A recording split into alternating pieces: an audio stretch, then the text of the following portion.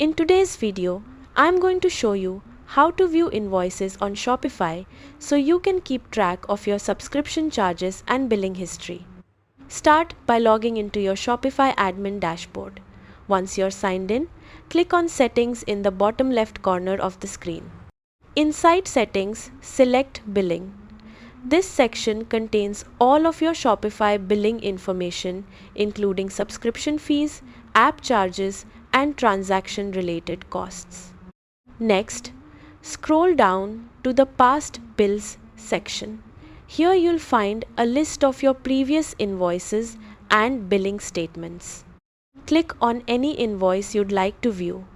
Shopify will open a detailed breakdown showing the charges, billing period, taxes, and payment information.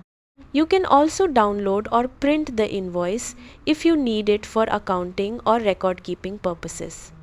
That's it. You've successfully learned how to view invoices on Shopify. Thanks for watching.